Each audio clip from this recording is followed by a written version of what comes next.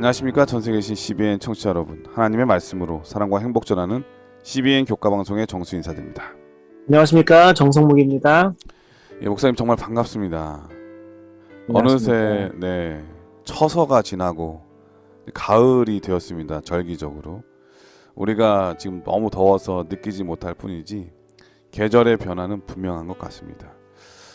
마찬가지로 우리가 예수님의 재림에 대해서는 많이 잊고 살 때가 많은데요. 계절의 변화와 같이 예수님께서는 꼭 오시리라고 생각되어집니다. 그 오실 날을 위해서 오늘도 열심으로 살아가는 우리 모든 청취자분들 되시기를 간절히 축원드립니다.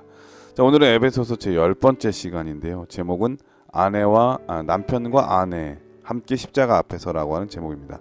먼저 기억절 말씀을 읽어드리겠습니다.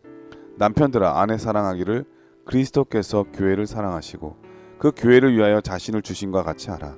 이는 곧 물로 씻어 말씀으로 깨끗하게 하사 거룩하게 하시고 자기 앞에 영광스러운 교회로 세우사 티나 주름 잡힌 것이나 이런 것들이 없이 거룩하고 흠이 없게 하려 하심이라.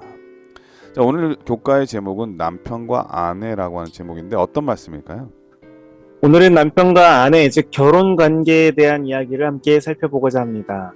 태초에 하나님께로부터, 에덴으로부터 제정된 제도가 있다면 안식일 그리고 결혼 제도겠죠. 이 결혼 제도는 한 남자와 한 여자 사이에 사랑의 교제로 맺어지는 평생 동안의 연합임을 예수님께서도 확증하셨습니다. 결혼은 서로를 구속하거나 누구에게 예속되는 그런 관계가 아닙니다. 비록 어떤 가족 관계가 태초에 제정된 이상에 못 미칠지라도 그리스도 안에서 서로에게 온전히 자신을 바치는 배우자들은 성령의 인도와 그리스도의 사랑을 통해서 연합을 이루게 될 것입니다. 오늘 우리는 교과를 통해 바울이 이야기하는 하나님께서 말씀하시는 건강한 가족 관계에 대해서 살펴보면서 오늘날 우리가 가정에서 실천할 수 있는 연합의 의미와 방법을 함께 찾아보도록 하겠습니다.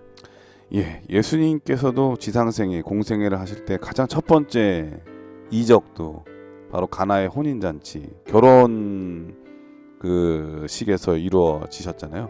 그만큼 우리의 삶에서 이 결혼 관계를 매우 중요하게 여기셨는데 이 결혼 관계 속에서 하나 되는 의미 그리고 또 그것이 교회와 어떻게 연결되고 있는지 오늘 정성모 목사님을 통해서 배워보도록 하겠습니다.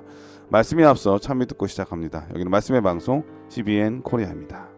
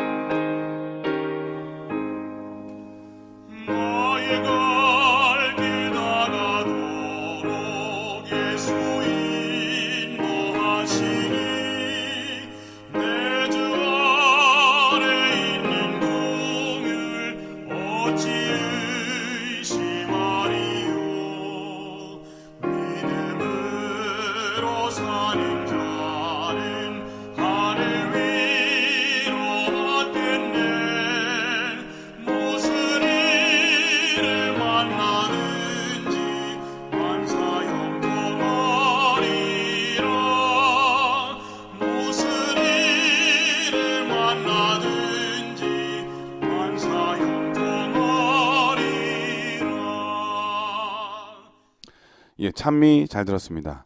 일요일 소지는 그리스도인 아내들을 위한 권면이라고 하는 제목인데요. 어떤 말씀일까요? 요즘 우리는 점점 가족 관계, 부부 관계가 약화되는 시대를 살아가고 있습니다.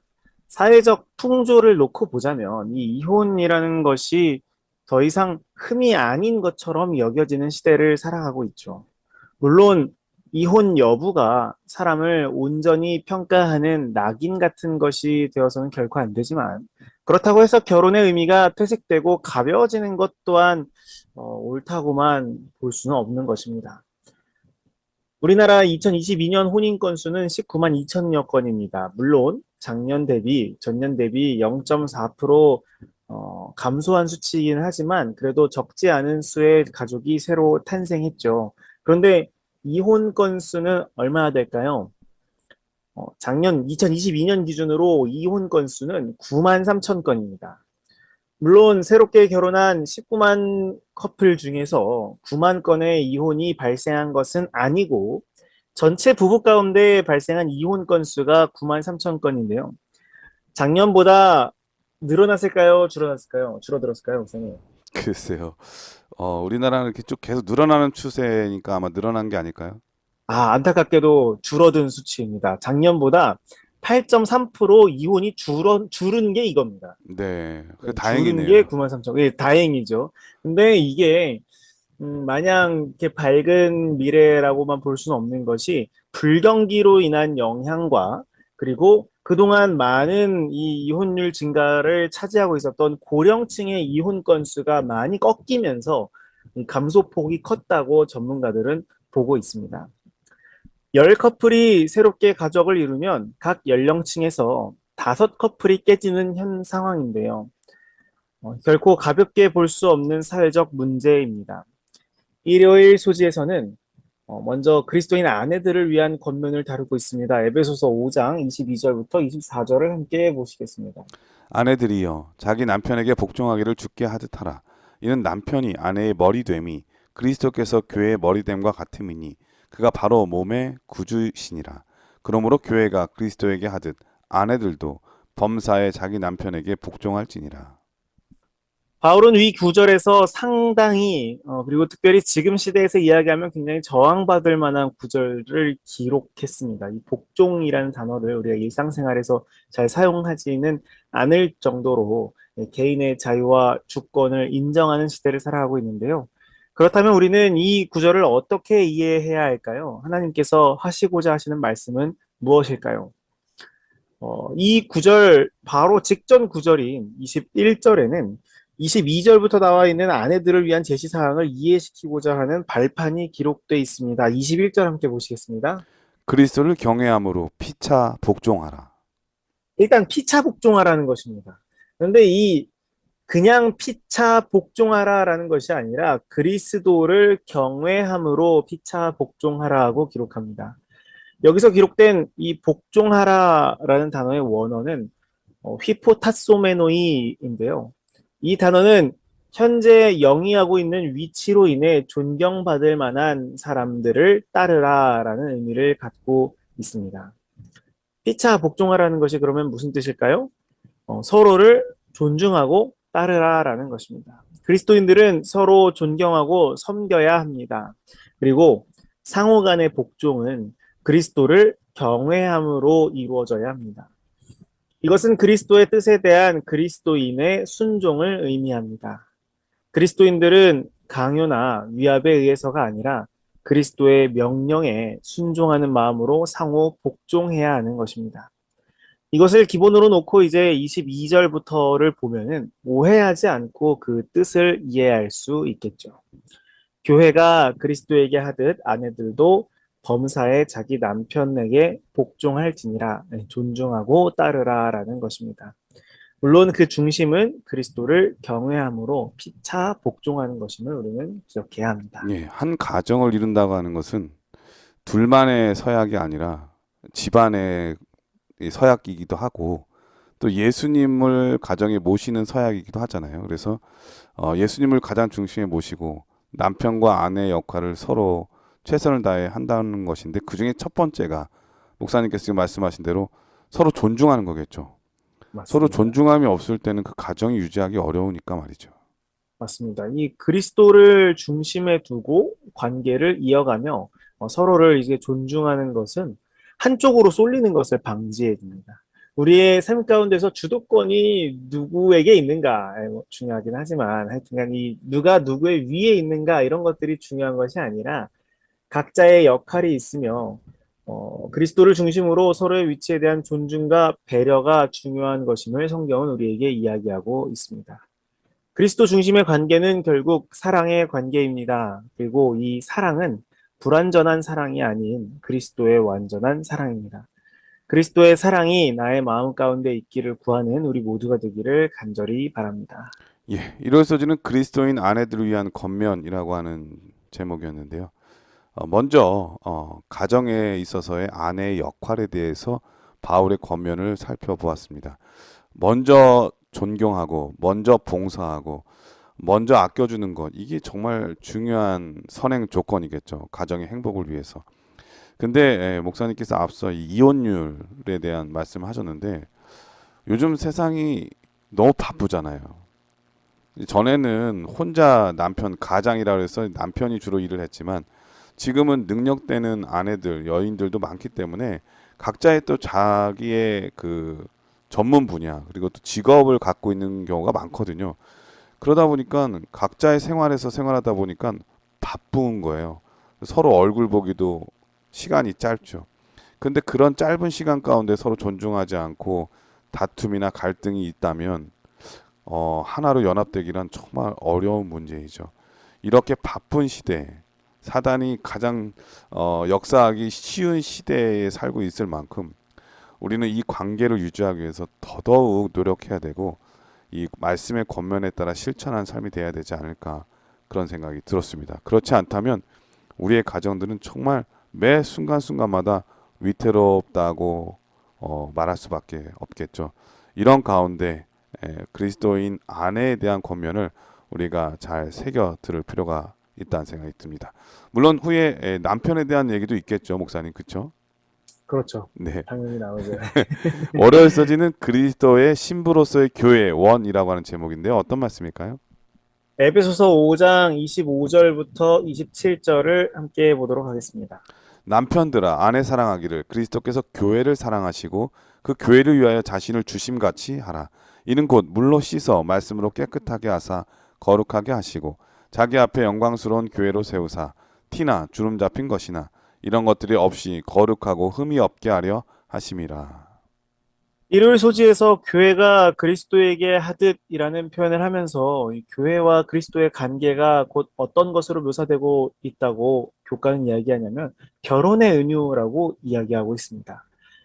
그런 의미에서 25절부터 27절 그리고 29절을 보면서 교과는 교회를 신부로서 사랑하시는 그리스도, 자신을 신부 값으로 내어주신 그리스도, 그리고 신부를 깨끗게 하시는 그리스도, 언약을 주시고 신부를 준비하고 꾸미시는 그리스도의 모습으로 풀어서 해석을 하고 있는데요. 이 모든 과정 가운데서 신랑이신 예수님은 바삐 움직이시고 많은 일들을 하심으로써 역할을 충실히 행하고 계시는 것으로 보여지는데 그렇다면 신부는 무엇을 한다고 기록을 하고 있나요? 신부는 신랑의 이 사랑과 그러니까 이 사랑 어린 준비와 깨끗게 함과 언약과 꾸밈을 모두 받습니다. 요즘은 반반 결혼을 많이들 하죠. 결혼식도 반반, 집도 반반, 그리고 식사를 해도 남녀가 이제 식사를 하면은 더치페이를 하는 경우도 많이 있다고 합니다. 네. 서로 이제 반반씩 준비를 하는 건데요. 그런데 오늘 말씀을 보면은 이 신부와 신랑은 반반 결혼은 아닌 것 같습니다. 신랑이 다 준비를 하고 신랑이 참 많이 준비했어요. 네. 이 말씀을 볼 때 우리가 무엇을 느낄 수 있습니까? 예수 그리스도께서 이제 신랑 되시는 것이잖아요. 이 역할을 지금 은유를 통해서 볼 때 예수님의 그리고 이 신랑의 사랑과 은혜를 느낄 수가 있습니다. 사실 교회된 우리, 신부된 우리가 신랑을 위해서 할 수 있는 것은 무엇밖에 없냐면 신랑을 믿고 기다리면서 신랑이 준비한 것들을 받는 것.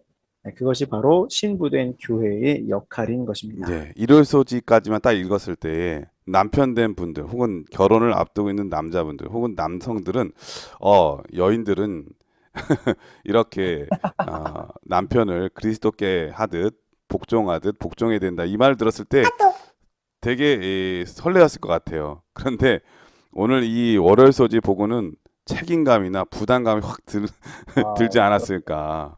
어림없는 예. 말씀입니다. 왜냐하면 아내를 위해서 자기 자신까지 내어줄 만큼 사랑해야 되고 모든 일에 있어서 이렇게 항상 다 준비하고 그러니까 그러한 삶을 살기 때문에 아내에게 존경을 받는 거겠죠. 그리고 그런 남편이라면 신뢰할 수 있기 때문에 복종할 수 있는 거겠죠. 그런데 우리는 많은 경우에 의무는 행하지 않고 권리만 주장하는 경우가 참 많이 있거든요. 그런 면에서 오늘 말씀을 통해서 우리가 정말 깨달아야 될 것은 권리를 주장하기 전에 우리의 해야 될 일, 마땅히 해야 될 일, 남편은 아내에 대해서 예수님처럼 사랑해야 되고 그 사랑을 받은 아내는 당연히 그 남편에게 예수님처럼 순종하고 또 그것을 존중해 줄 줄 아는 그러한 분위기를 갖는다면 우리의 가정은 얼마나 예수님 안에서 튼튼하고 건강한 가정이 될까 그런 생각이 드네요. 맞습니다. 이게 이제 결혼에 대한 부분으로 은유를 예수님의 역할과 교회의 역할을 나타내고 있고 결혼으로 가져오는 거잖아요. 결혼이라는 의미로 갖고 오는 거잖아요. 그래서 우리가 이제 이거를 제 교과를 준비하면서 그러면 우리는 이걸 통해서 무엇을 얻을 수 있는가를 또 한편으로 고민을 많이 했는데 우리가 이미 사실은 그리스도 안에서 그리스도의 신부가 된 것 아닙니까? 교회로서, 그죠? 그렇기 때문에 이러한 관계는 마지막 때에 완전히 성취될 것입니다. 그렇다면은 오늘날 우리는 이 말씀을 보면서 어떻게 적용해야 할까? 신랑이신 예수께서 사랑으로 이 모든 과정을 준비해 주심을 기억하고 순결한 신부로서 온전히 주님만을 바라보는 것, 그것이 바로 교회된 우리의 역할이라고 생각을 합니다. 예수님은 우리에게 신랑으로서 이만큼 준비하고 줄 테니 너는 그러면 이만큼 해온 만큼 너도 이만큼 똑같이 반반 준비해라 라고 말씀하시는 분이 결코 아니십니다. 무한한 사랑으로 값을 치르고 준비해 놓았으니 너는 그저 믿음으로 이것을 받으라 라고 말씀하시는 분이 우리의 신랑 되시는 예수님이신 것이죠. 주님께서 준비해 두신 복되고 기쁜 결혼과 같은 관계로 우리 함께 나아가는 우리 모두가 되기를 간절히 바랍니다. 예, 어려서지는 그리스도의 신부로서의 교회라고 하는 제목인데요. 우리 모두 교회의 일원이죠. 그런 면에서 우리는 예수님의 신부라고 하는 것을 우리가 다시 한번 배울 수 있었고요. 그 신부이기 때문에 앞서 말씀 1월서지에 하신 것처럼 그리스도께 순종하고 복종하는 삶을 살아야 된다고 하는 것을 배울 수가 있었습니다. 많은 경우에 자기 주장, 자기 생각대로 상대방이 해주기를 바란다면 거기에는 항상 갈등과 또 텐션이 있잖아요. 그런 걸 해결하기 위해서 대화가 많이 필요한 것 같습니다. 우리도 예수님께 기도해야 될 이유가 있다면 바로 그분의 뜻을 잘 알고 그분의 뜻을 이해했을 때 그분이 우리를 얼마나 사랑하는가를 깨달을 수가 있죠. 그 사랑을 깨달았을 때의 순종은 즐거운 마음으로 순종을 넘어서 복종할 수가 있는 거겠죠. 이러한 삶의 태도 여러분 꼭 기억해 주셨으면 좋겠습니다. 화요일 소지는 그리스도의 신부로서의 교회 두 번째라고 하는 제목인데 어떤 말씀일까요? 월요일 소지에서는 에베소서 5장 25절부터 27절을 신랑과 신부의 역할에 초점을 맞춰서 해석했다면은 화요일 소지에서는 시간의 흐름에 초점을 맞춰서 그리스도와 교회, 그리고 신랑과 신부의 관계에 대한 의미적 해석을 제시하고 있습니다. 교과는 이 과정을 약혼, 결혼 준비, 결혼식 순으로 정리를 했는데요. 그리스도께서 교회를 위해 자신을 바치심을 약혼으로 정리했고 26절에 깨끗게 하심을 결혼을 위한 준비로 정리했습니다. 그리고 27절에 영광스러운 교회로 세우사 신부로 맞이하심을 결혼식으로 정리했습니다. 에베소서 5장 27절에 영광스러운 교회로 세우사에서 이 세우다라는 단어는 신약 성경에서 신부를 신랑 앞에 내세우는 것을 말할 때 사용됐기 때문에 신랑이신 그리스도 앞에 세우심을 받은 신부는 영광스러운 교회임을 우리는 알 수 있습니다. 고린도후서 11장 2절에도 보면 바울이 혼인 관계로 예수님과 교인들과의 관계를 비유한 부분을 살펴볼 수 있는데요. 함께 보시겠습니다. 내가 하나님의 열심으로 너희를 위하여 열심 내노니 내가 너희를 정결한 처녀로 한 남편인 그리스도께 드리려고 중매함이로다. 바울은 여기서 구약에서도 나타나는 하나님과 이스라엘의 혼인 관계의 비유를 고린도 교회의 교인들과 예수 그리스도의 혼인 관계의 비유로 인용하고 있습니다. 그러면서 본인이 신랑이신 그리스도와 신부인 교회를 중매했다고 표현하면서 교회로 하여금 정결한 상태로서 신랑께 나아가기를 요청하고 있습니다. 이와 같이 결혼으로 묘사된 우리와 그리스도와의 관계는 결코 가벼운 관계, 언제 깨어져도 상관없는 관계가 아님을 우리는 살펴볼 수 있습니다. 그럼에도 불구하고 결혼식의 절차를 차근차근 밟아가는 신랑의 모습을 볼 때 우리는 무엇을 느낄 수 있습니까? 이 관계는 기쁨의 관계임을 알 수 있습니다. 결혼식은 잔치죠. 고대 이스라엘 지역에서는 무려 일주일씩 잔치를 벌였습니다. 신랑과 신부의 관계, 교회와 그리스도의 관계는 단계적으로 차근차근 관계가 맺어졌으며 그 관계는 기쁨의 관계였습니다. 신랑 대신 예수께서 우리와 맺으신 관계는 기쁨의 관계입니다. 결혼식 날 누구보다 행복한 주인공은 신랑과 신부인 것처럼 이 행복한 관계의 주인공 역시 우리와 예수 그리스도이십니다. 기쁨의 결혼 관계로 묘사된 우리와 그리스도와의 관계는 결국 재림의 그 순간에 완성될 것입니다. 그렇다면 지금 이 시대를 살아가고 있는 우리는 이 말씀을 통해 무엇을 느낄 수 있을까요? 예수님과의 관계는 결코 예수님께 종속되어서 억눌리고 통제당하고 억압받는 관계가 아닌 기쁨의 관계라는 것을 기억해야 합니다. 주님과의 관계가 올바로 정립될 때 우리는 기쁨을 느끼게 되고 자유를 느끼게 되며 그 사랑 안에 우리는 한 몸으로서 연합을 이룰 수 있습니다. 무엇보다 우리의 모든 관계에 초점이 되시는 그리스도와의 관계의 기쁨을 누리는 우리 모두가 되기를 간절히 바랍니다. 예, 화요일 소지는 그리스도의 신부로서의 교회 두 번째 시간이었는데요. 그 유대인들의 결혼 풍습을 조금만 이해할 수 있으면 이 말씀이 쉽게 이해할 수 있으리라고 생각되어집니다. 이제 주로 유대인들의 결혼은 부모님들끼리 결정이 되잖아요. 결정이 되면 신랑은 신부에게 앞으로 내 아내가 될 거라고 하는 그러한 상징으로서 어떤 반지라든지 어떤 상징물을 줍니다. 그리고 남편 된 사람은 결혼식이 있기 전까지 아내를 위한 모든 것들을 준비하는 시간을 갖죠. 집부터 시작해가지고 모든 것들. 그 기간이 1년에서 2년 정도 걸린다고 그래요, 평균.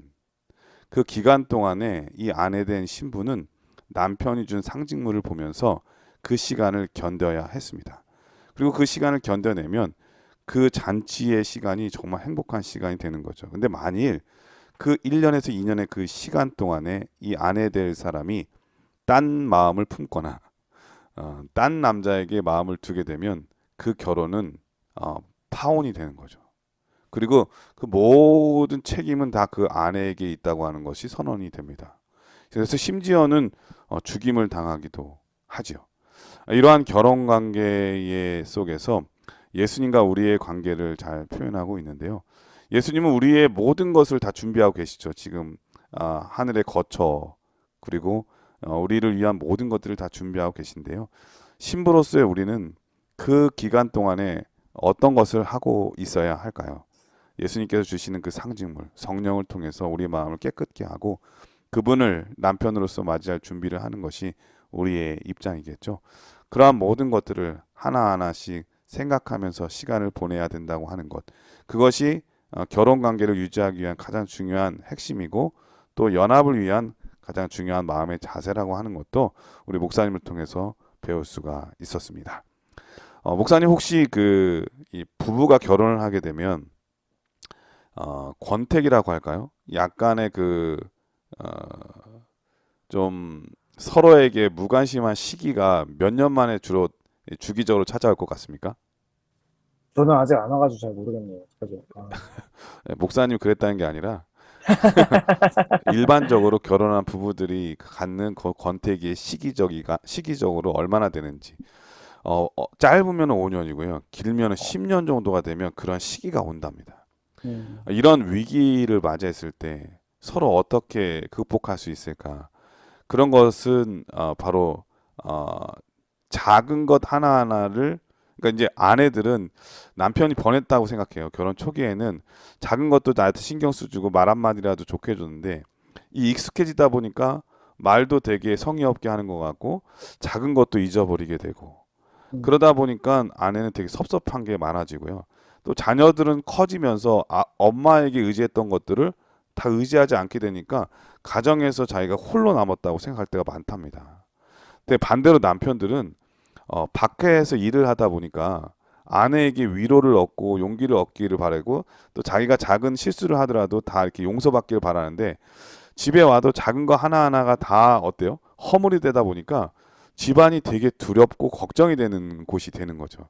그러다 보니까 서로의 신뢰가 깨지게 되고 그러면은 가정이 행복한 스위트가 아니라 불편한 곳이 되고 마는 거죠. 이러한 것들이 쌓이고 쌓일 때에 폭발하게 되는데 이러한 주기가 바로 그 5년에서 10년 정도라는 얘기를 들었는데요. 우리의 가정도 위태로울 수 있습니다. 이럴 때에 우리가 해야 될 일이 무엇인가? 서로 남편은 예수님처럼 조금 더 아내에게 자상하고 친절한 남편이 돼야 되고요. 아내는 이 남편에게 처음 마음 가졌던 그 마음대로 그리스도를 대하듯이 그런 마음으로 대한다면 우리의 가정은 언제나 예수님 안에서 건강하고 또 능력 있는 또 신실한 가정이 되지 않을까 그런 생각이 드네요. 여기서 찬미 한 곡 들으신 다음에 계속해서 수요일 목요일 서지를 공부하도록 하겠습니다. 여기는 말씀의 방송 CBN 코리아입니다.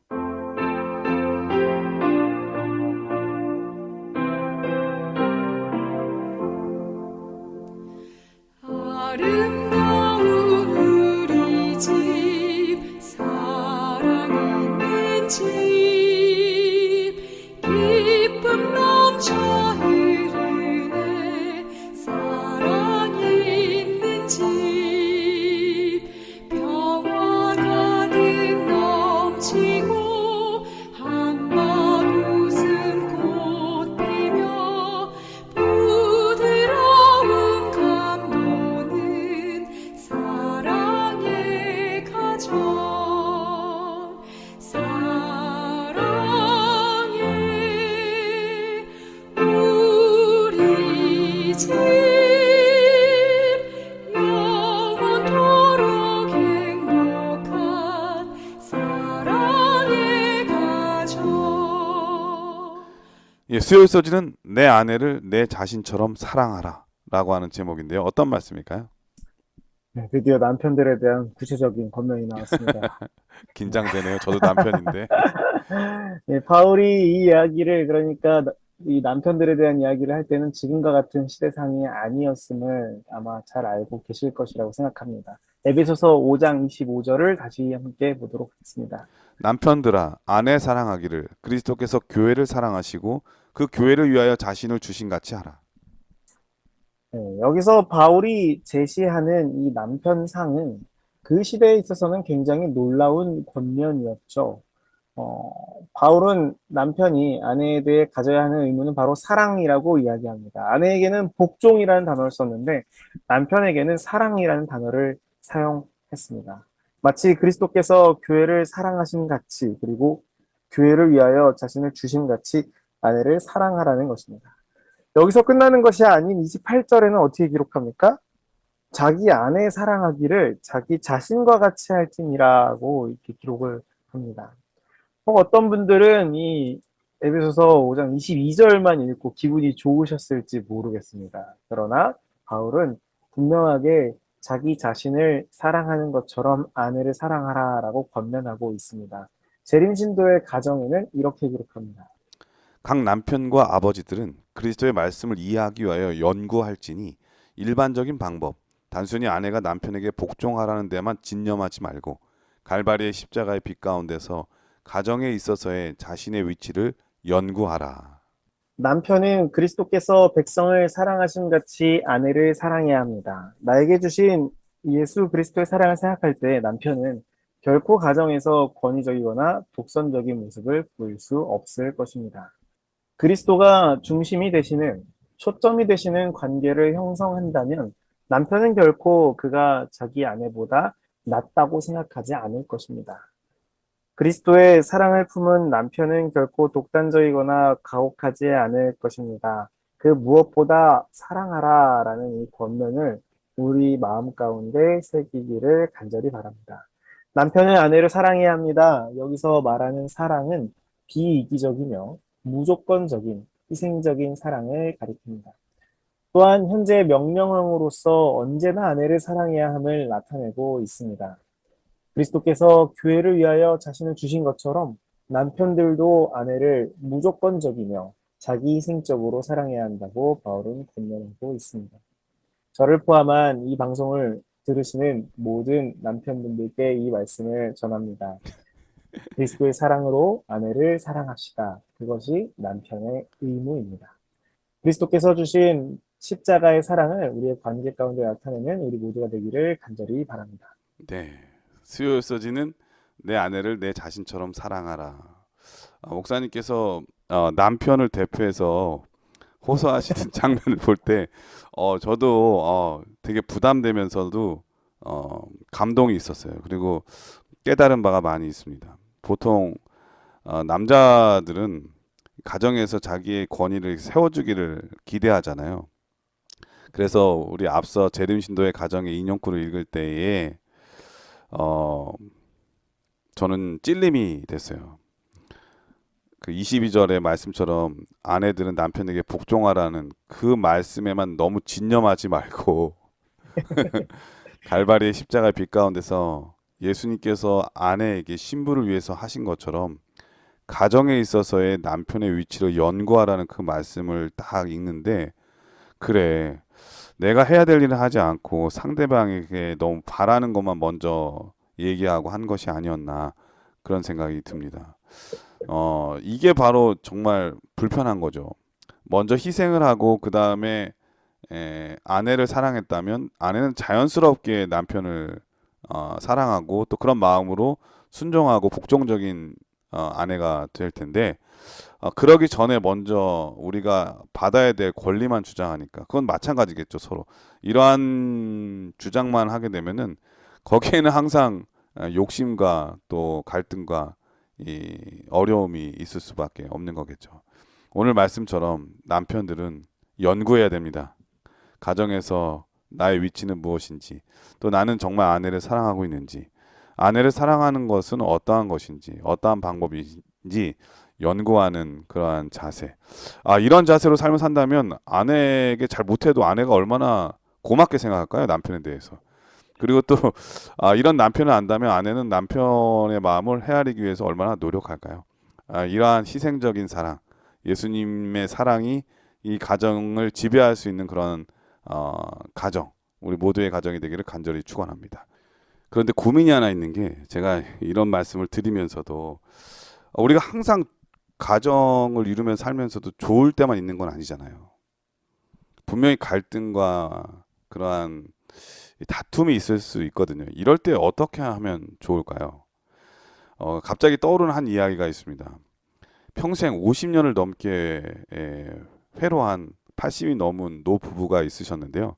이분들이 늘 여전히 금슬이 좋아가지고 한 젊은이들이 두 분께 물었다고 합니다. 두 분은 어떻게 이렇게 건강하게 행복한 결혼 생활을 유지하고 계시냐, 이렇게 물었더니 이 남편 되시는 분이 이런 얘기를 했대요. 우리는 결혼을 처음 할 때에 서로 약속을 했대요.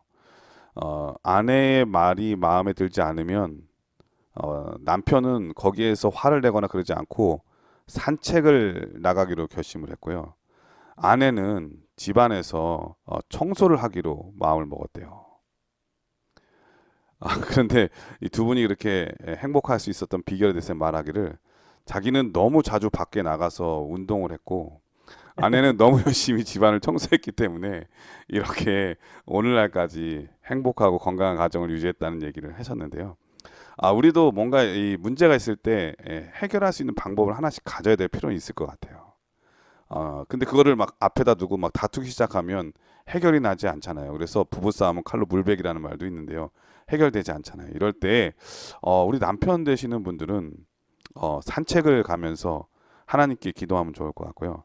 아내는 가정이나 청소나 뭐 요리를 하면서 그 마음을 다스리고 하나님께 기도한다면 서로 그 오해와 갈등은 풀어지고 또 웃으면서 서로 화해할 수 있지 않을까, 그런 생각이 듭니다. 뭐 짧은 견해였으니까 여러분 참고만 해주시길 바라겠습니다. 목요일 서지는 결혼의 한몸 유형 모형이라고 하는 제목인데요. 어떤 말씀일까요? 에베소서 5장 31절을 함께 보시겠습니다. 그러므로 사람이 부모를 떠나 그의 아내와 합하여 그 둘이 한 육체가 될지니. 아내와 남편의 관계에 대한 바울의 조언의 핵심은 바로 이 구절인데요. 에베소서 5장 31절은 창세기 2장 24절의 인용입니다. 창세기 2장 24절에도 무엇을 강조하고 있냐면 합하여 둘이 한 몸을 이룰 것을 강조하고 있습니다.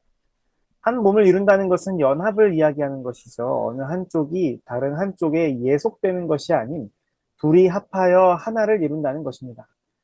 이것은 정신적인 연합과 육체적인 연합이 모두 포함된 연합입니다. 창세기와 동일하게 에베소서에서 나타난 연합의 원리는 부모로부터 떠나는 독립성, 동등한 두 인격체가 만나는 연합성, 그리고 두 몸이 사랑으로 하나 되는 합일성입니다.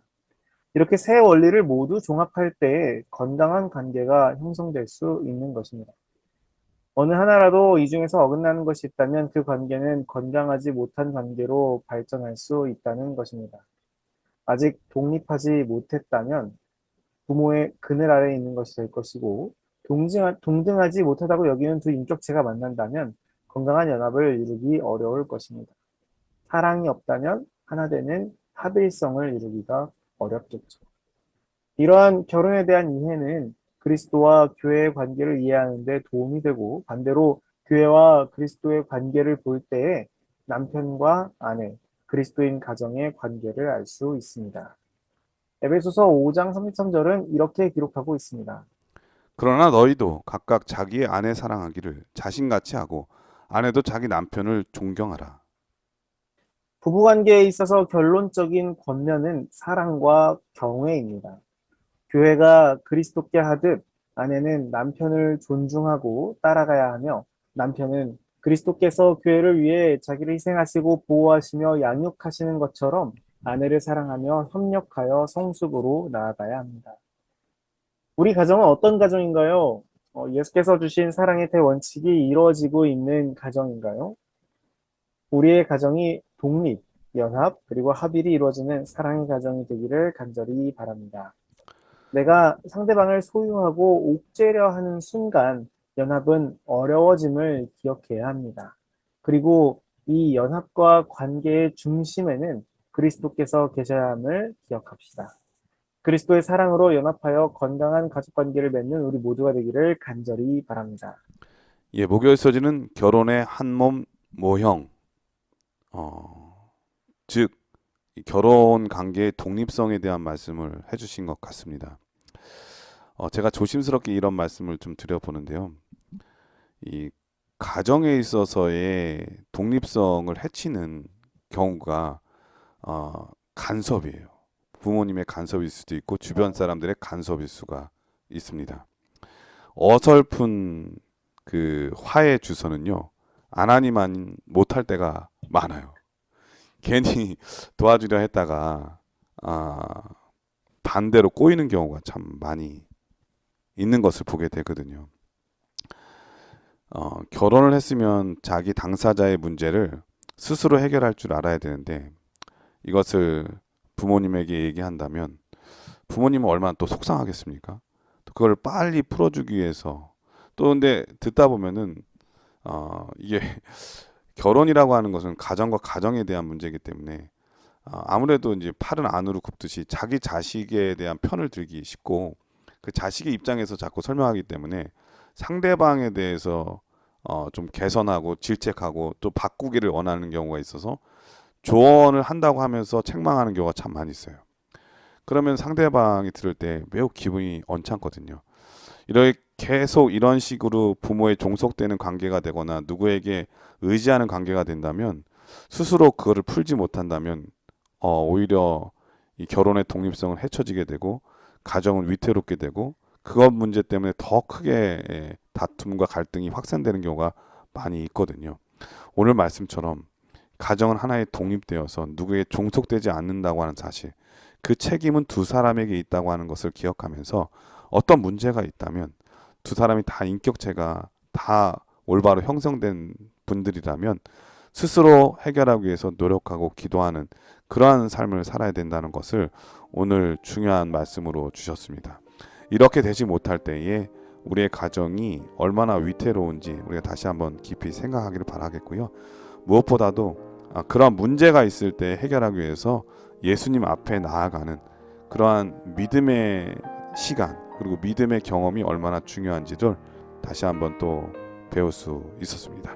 우리 목사님께서 이번 교과를 간략하게 정리해 주시고 기도하고 마치도록 하겠습니다. 오늘 우리는 함께 그리스도인 부부 관계에 대해서 살펴봤습니다. 남편과 아내는 서로를 소유하거나 억압해서는 안 됩니다. 흔히들 이야기하는 주도권 싸움은 의미가 없는 것이죠. 주도권을 한쪽이 가져가고 상대방을 소유한다면 이것은 건강한 관계가 될 수 없을 것입니다. 그리스도께서 사랑하신 것처럼 상대방을 사랑하고 존경하며 존중하고 하나 되는 연합을 이루는 우리 모두가 되기를 간절히 바랍니다. 결혼은 한 몸이 됨을 기억해야 합니다. 정서적, 육체적 연합을 통해 한 몸을 이루고 이의 속이 아닌 그리스도 안에서 연합의 관계를 이어가는 우리 모두가 되기를 간절히 바라면서 이번 교과를 마치도록 하겠습니다. 이 목사님께서 기도해 주시고 교과를 마치도록 하겠습니다. 하늘에 계신 아버지, 말씀을 통해서 그리스도인 부부 관계에 대해서 살펴볼 수 있도록 하심에 감사합니다. 아멘. 주님, 부모를 떠나 한 몸을 이루는 것이 결코 쉬운 일이 아님을 인정합니다. 오직 그리스도의 사랑으로만이 우리가 온전한 관계를 형성할 수 있음을 주님께서 알려주셨사오니 이것을 우리의 마음 가운데 새기고 주의 사랑으로 하나 될 수 있도록 인도하여 주시옵소서. 아멘. 주님의 사랑을 온전히 나타내는 주의 자녀 되기를 간절히 바라오며 예수님 이름으로 기도합니다. 아멘. 네, 전 세계에 계신 CBN 청취자 여러분, 행복은 향수와 같다는 말이 있죠. 자신에게 먼저 뿌리지 않고서는 남에게 향기를 줄 수 없는 게 바로 이와 같은 이치입니다. 아름다운 가족관계가 꼭 그런 것 같습니다. 내가 먼저 해야 될 일을 하고, 내가 먼저 존경하고, 내가 먼저 솔선수범하고 봉사하고, 내가 먼저 베푸는 삶이 될 때 우리의 가정은 아름답게 유지될 수가 있는 거죠. 우리 모두는 그리스도의 향기입니다. 그것은 멀리 있는 사람에게 뿐만 아니라 가장 가까운 사람에게 먼저 보여줘야 될 아름다운 모습이겠죠. 가정에서 예수님의 모습을 항상 나타낼 줄 아는 그러한 아름다운 모습, 여러분들의 가정에서 많이 나타나게 되기를 간절히 축원드립니다. 건강하시고요. 저희는 다음 주에 다시 뵙겠습니다. 안녕히 계십시오. 감사합니다.